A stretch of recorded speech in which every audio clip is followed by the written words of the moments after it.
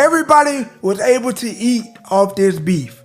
And for Kendrick Lamar to double back and think about the reaction community and remove all copyright from his songs.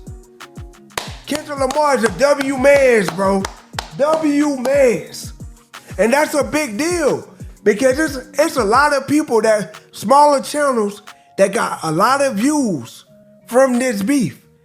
Their channel got seen by a lot of people just because of this beef. And then for them to be able to get paid for what they put out, oh my God, man, you gonna inspire the next big channel by doing this. Some of us reactors made life-changing money. A lot of reactors probably made money they never made on YouTube this month. I made a ridiculous amount of money. It's insane. Like, it even blew my mind. And I done made 6 figures a couple times. But this right here, I would never put my business out there, but it's insane. Just know that. It's insane.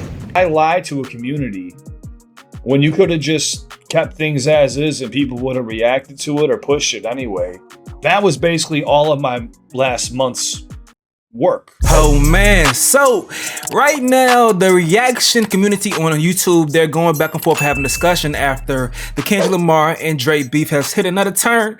Really, that shit is over, but the Drake fans, they are not going down without a fight, and they trying to steal the election. They trying to sway the viewers to go ahead and show they no, Kendrick is not a man of the people. It's actually Drake who really won, and you guys were only swayed into your decisions by Kendrick playing some nasty sneaky games. So what's going on right now is this right here. There was a random report that came out that Kendrick Lamar was allowing reactors to use his content, the songs that were in the disses, and they weren't going to be hit with copyright strikes. That made everybody go crazy. Me, I already have my core system, the way that I do things when it involves music. So I was already, moving swiftly when it comes to doing that shit, covering that topics. But within me doing my coverage, I'm not a reaction channel, but I do cover topics and tell stories. Within me doing that, I did put some full reactions of the songs for myself in the videos. So when that news came out, that report came out, the rumor, because Kendrick never said this out of his mouth. I never seen anyone from PG Lang or Top Dog or anybody say this to confirm this rumor. So I wanted to do some research on my damn channel because I am a reputable source. I am a goddamn YouTuber that has used the shit. So I'm like, damn. Meet the Grams did not get flagged at the point of time. Not Like Us wasn't flagged. Anything I did from Euphoria wasn't flagged. The only thing that did get a flag was 616 in LA. And that song never reached DSPs, and I'm pretty sure they have some issues with the single, the sample clearance when it comes to that song right there. So I'm thinking, oh shit. Now I never did a full Euphoria reaction. I never did a full Not Like Us reaction. And funnily enough, I reacted to Family Matters and Meet the Grams in the same video, and it was crazy in contrast because I did receive a copyright claim from Family Matters, but Meet the Grams, they let it slide. So I had to take off Family Matters and leave Meet the Grams on. So that made me believe that there may be some truth to that rumor. What's going on right now is that a lot of content creators are saying, okay, now we're receiving some strikes after almost exactly a month after these songs were releasing. I guess 3 weeks or so. They're receiving some, not strikes, but copyright claims. Some may be receiving strikes. I don't know. Sometimes if you go on live stream and play something, it's much different than you play something when you are doing another video. But I'm gonna walk y'all through the whole thing, okay? But for my future content creators right there, get your pen and your pencil real quick or screenshot this shit. I do have some references that helps me keep my channel clean and I have to go through all this bullshit, okay? I got me a system with some rules. These are just a few of them. Don't drop the F-bomb too frequently. Don't show the footage from major media outlets, only still images. Play the audio in the background. If you are gonna reference something that someone said on a TV show, whatever, just play the audio. Only show a still image. If you show the video, the copyright bot's gonna catch it. Don't show violence or nudity or children in any compromising positions. Only cute pics only and shit. Just cute pics. That's only. No, don't show any children being hurt or any children within a crazy story or don't show children too much on your channel at all if you can, alright? Because they don't even have to be anything bad. If you show children too much on your channel, then eventually you may have a channel that's gonna take all the comments off and restrict your channel to just being for kids only. When covering music, only 6-second excerpts. All right, sometimes I stretch it, but mostly within rap, you can get a 1 full bar within a 6-second excerpt. And if a song isn't officially released to DSPs, it may be fair game to cover it and get away with, a little razzle dazzle. Like I cover Chris Brown shit, I cover Quavo shit, I cover several disses within the past month or two. and they let it slide. Now, Meet the Grams, all the Kendrick songs when they were being released, they fell under this, under this restriction. They fell under my personal guidelines that gave me free game, and I think that's maybe reason why I haven't received not one copyright except for 616 in LA, and I think Kendrick's having some issues with that completely on his own. 616 in LA isn't even on Kendrick Lamar's YouTube, so. And me, myself, personally, that's the only song that I had any problem with. Now, let's walk through how this whole situation started. Like, this report right here, make sure y'all can see it. This report started to go viral. Kendrick Lamar has officially removed all copyrights from content creators' reaction video. This allows them to make money from their content. And big reaction channels like Screwface John started to cover it. Now, I'm gonna tell y'all right now, and once again, I am not a reaction channel. Reason being is I don't trust the business model when it comes to the profit. It's too much you gotta do, too much hoops to jump through to be able to get copyright clearances. And also, I do prefer giving more commentary and telling stories. So that's why I chose to do the content that I do. I did reactions at one point in time, but this is much more fulfilling for me. It's a slower grind, but this is much more fulfilling to me as I'm on my way to becoming a talking head in the industry. That's my goal, to be a well-known talking head and run a media company in the future. So that's why I do what I do now. But this is what Screwface John was saying in regards to this story. By the way, I know you guys know, dude, you guys has over 1 million subscribers, Kendrick Lamar supports the reactors. And because Kendrick Lamar removed all copyright claims to all his songs that he dropped during this thing. And hi, we're Visible, the wireless company that makes things visible. With us, what you see is... I don't think some people realize how huge that is. I got 2 reactions on this video, on this subject, that have 1 million views apiece. Before that, I only had one video on my channel that had 1 million views. So him removing the copyright is huge. Hell yeah, boy. Because that allow him to make a lot of damn money, but hell yeah. Not just because the monetary incentive, but because it goes to something that I've been speaking about for a long time. All right, so y'all want to see more of that, go to his channel, but with him being a huge reactor, that pushed this narrative even further. And you had other people, like, let's say for instance, Your Rage, that did say that as well. Your Rage is a big streamer, and he said that Kendrick removed all his copyright claims from his things as well too. But let's skip towards present day. Now, yesterday we had a lot of streamers reacting to things like this. This person says, is it true that Kendrick's diss songs did have copyrights and people aren't getting the money from them? Screwface John then says, yes, it's true. Another YouTuber says, facts 100, my copyrights never got removed and always posted the reactions day of or day after. Copyright's still there and rejected my disputes. Now that's tough. Boy, that's tough, because I don't know why it's going that way for these dudes. I don't have 1 million views on my video. I got tens of thousands of views. So that's maybe why they're skipping over mine, but I also have much more coverage than just the song. So maybe that's why they're skipping over mine too. But as you can see, to this day, I am still monetized. I'm still monetized. Now the Mallory Bros, they don't put their reactions on YouTube from what I see, from what I know. They put their reactions on Patreon and cover other things on YouTube or whatever. They say, but people said we were lying when we said this and that we missed the bag. Been doing this too long. So they going back and forth with folks based off of that. Now, this dude, his videos are really being used by DJ Academic's team to push this narrative like crazy. Need to mind you, Academics doesn't control this page. He just owns it, and he has his team members that push it. This is probably somebody like Grant Woods, a chat nigga or something. It says YouTuber claims that Kendrick lifting the copyright claims from the diss track reactions was a lie, and that his content has been copyrighted and his entire revenue has been taken away from him. Let's peep what dude's saying. There's some inaccuracies in the way that he's providing the story. He did come and clear this shit up eventually under Academic's post, but let's listen to what he's saying. Allowing reactors to break down this music and push this for us.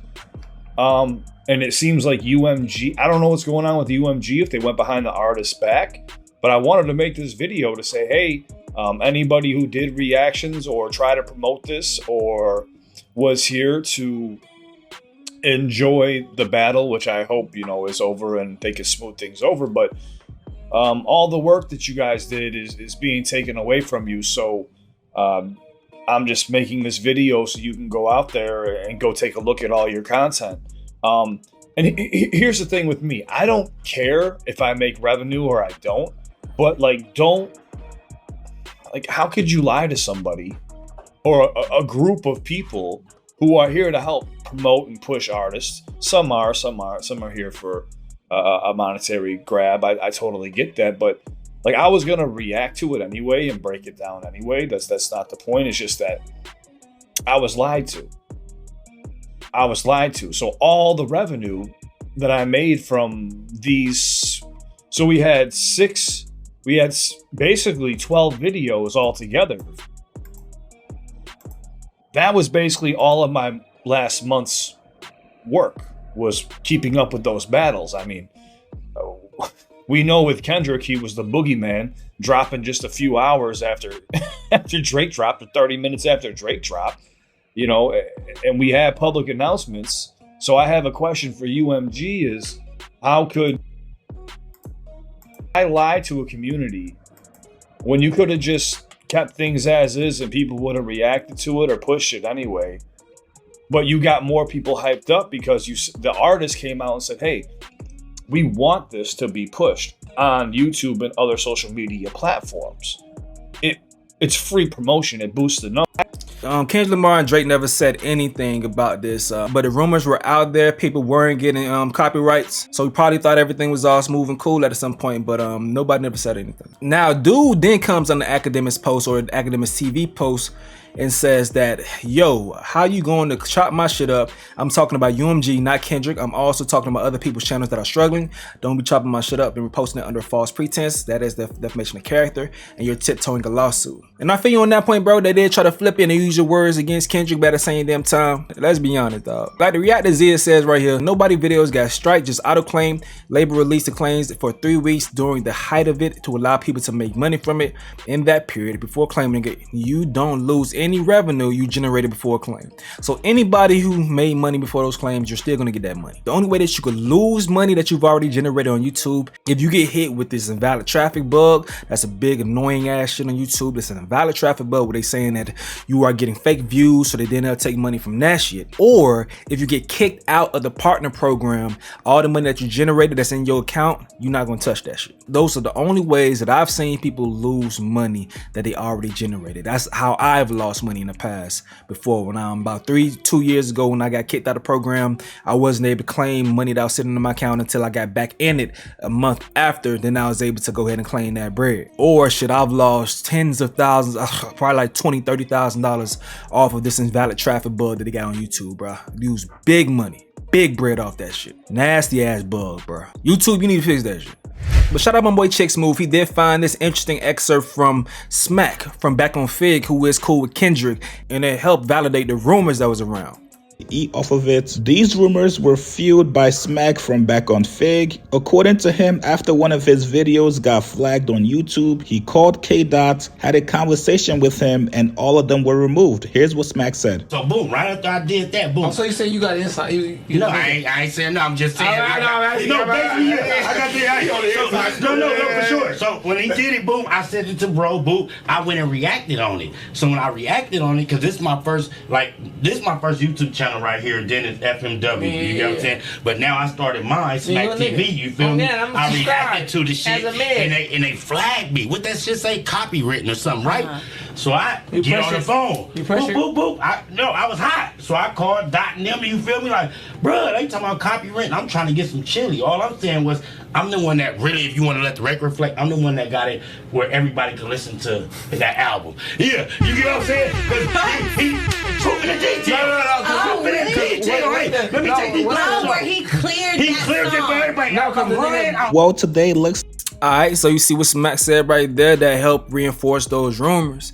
And we still don't know if that shit true. You could have your personal channel whitelisted by certain people or certain labels. They go whitelist a channel, or I know one, like say for instance, some people that cover the NFL and NBA, they get their channels whitelisted, so any content that they use from it is cool. They smooth from it. But still shit, some ESPN, if you guys watch like First Take and shit, they don't show the highlights from football games on First Take's YouTube. Or Undisputed FS1, they for sure don't show any highlights. highlights. I think First Take may, but FS1 don't show any highlights because they can't show it on YouTube because they don't have the rights to. But all in all, Kendrick ain't say shit. Drake ain't say shit. I didn't see UMG say nothing. I can't say if anybody lied. I could say that we probably was finessed some type of way, and the person that did the finesse was the person that created the story. Because a lot of times stories come out of thin air. I thought it was real, but I guess it may not be real. But oddly, a lot of us was able to eat off these songs. I was able to eat pretty good. But please, if you're doing content out there, diversify your portfolio. Don't put all your eggs into one bucket. Cover different stories, because if you're saying that that's all your revenue coming from just that shit, that's tough. That's tough. You gotta figure out a way to find different storylines to put on your channel. At this point in time, I'm talking to people that just want to be YouTubers. To properly blow in this shit, you gotta understand SEO, search engine optimization. A lot of people do reaction channels because it's easy to pop up in search results. But when you're doing that, at this point in time, you have to entertain and perform. People are just gonna watch you, but you didn't have to steal the audience and make them fans of you. Because initially, they're the fans of the people that they typed into that search, and they want to see what people are saying about their favorite people. But at that point in time, it's then on you to have a great product to sell to them and steal those viewers. Then you have to convert those viewers to watch other content on your channel. You are never going to have the same numbers from that boom that's coming in from. It's not. It's going to be a big ass drop off. But how well you perform is going to determine your new average number of views in your videos moving forward. That's some quick game for y'all. But y'all let me know what y'all gotta say in the comment section below. I'm going to get up out of here though. This is another update with Stace. Yo.